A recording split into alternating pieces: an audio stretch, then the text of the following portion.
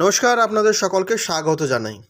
অষ্টম শ্রেণী পাশেই কেন্দ্রীয় সরকারের 1901টি পদে চাকরির সুযোগ। আজই আবেদন করুন। ভারতীয় প্রতিরক্ষা বিভাগের তরফে অষ্টম শ্রেণী পাস যোগ্যতায় কর্মী নিয়োগের বিজ্ঞপ্তি প্রকাশিত হয়েছে। তো এই নিয়ে বিস্তারিত আলোচনা করবো আজকের এই ভিডিওতে। ভিডিওটি আপনারা শেষ পর্যন্ত দেখতে থাকুন। আর আপনি যদি আমার চ্যানেলে নতুন হন, চ্যানেলটি অবশ্যই সাবস্ক্রাইব করবেন। সাবস্ক্রাইব করে অল নোটিফিকেশান অন করে রাখবেন, যাতে এই ধরনের ভিডিও সবার আগে পাওয়ার জন্য। এই চাকরিতে শারীরিক মাপ, উচ্চতা কিংবা ওজন সংক্রান্ত কোনো শর্ত নেই। ফলে যে কোনো স্বাভাবিক সুস্থ নাগরিক এই নিয়োগ প্রক্রিয়ায় অংশগ্রহণ করতে পারবেন। আবেদনকারীদের মধ্যে যারা সৈনিক, কেরানি বা সৈনিক ব্যবসায়ী পদে আগ্রহী, তাদের জন্য রয়েছে সোনার সুযোগ। শূন্য পদের সংখ্যা। নিয়োগ প্রক্রিয়ার মাধ্যমে মোট 1901টি শূন্যপদ পূরণ করা হবে। প্রার্থীদের জন্য 3টি পৃথক পদে নিয়োগের ব্যবস্থা রয়েছে: সৈনিক, সাধারণ দায়িত্ব, সৈনিক কেরানি, সৈনিক ব্যবসায়ী। আবেদনকারীর যোগ্যতা এবং বয়সসীমা। এখানে উচ্চ শিক্ষাগত যোগ্যতার প্রয়োজন নেই। অষ্টম শ্রেণী, মাধ্যমিক বা উচ্চ মাধ্যমিক পাস যে কোনো প্রার্থী এই নিয়োগ প্রক্রিয়ায় অংশগ্রহণ করতে পারবেন। বয়সসীমা 18 থেকে 40 বছর নির্ধারিত হয়েছে, যদিও সরকারি নিয়ম অনুযায়ী সংরক্ষিত শ্রেণীর প্রার্থীরা বয়সের কিছু ছাড় পেতে পারেন। আবেদন প্রক্রিয়া।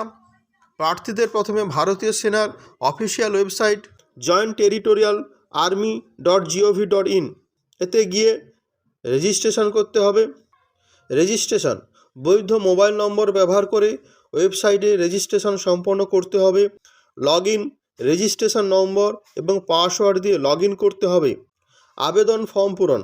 লগ ইনের পর আবেদনকারীর নাম, ঠিকানা, শিক্ষাগত যোগ্যতা ইত্যাদি তথ্য পূরণ করতে হবে। আবেদনপত্রের সাথে রঙিন পাসপোর্ট সাইজের ছবি, স্বাক্ষর, জন্ম প্রমাণপত্র এবং শিক্ষাগত যোগ্যতা নথিপত্র জমা করতে হবে। আবেদনের শুরুর তারিখ ও শেষ তারিখ। নিয়োগের বিজ্ঞপ্তি প্রকাশিত হয়েছে 26শে অক্টোবর 2024 তারিখে এবং আবেদন প্রক্রিয়া চলবে 27শে নভেম্বর 2024 পর্যন্ত। নিয়োগ প্রক্রিয়া। প্রার্থীদের বাছাইয়ের ক্ষেত্রে নিচের ধাপগুলো অনুসরণ করা হবে। প্রথমে ডকুমেন্টস ভেরিফিকেশান। সমস্ত জমা দেওয়া নথির প্রামাণিকতা যাচাই করা হবে। শারীরিক সুস্থতা পরীক্ষা। প্রার্থীর শারীরিক স্বাস্থ্য পরীক্ষা করা হবে। লিখিত পরীক্ষা। শিক্ষাগত যোগ্যতা অনুযায়ী লিখিত পরীক্ষা নেওয়া হবে। সাক্ষাৎকার। সবশেষে সাক্ষাৎকারের মাধ্যমে চূড়ান্তভাবে প্রার্থী নির্বাচন করা হবে। তো এটাই ছিল আজকের ভিডিও। ভিডিওটি ভালো লাগলে অবশ্যই লাইক, কমেন্ট, শেয়ার করবেন।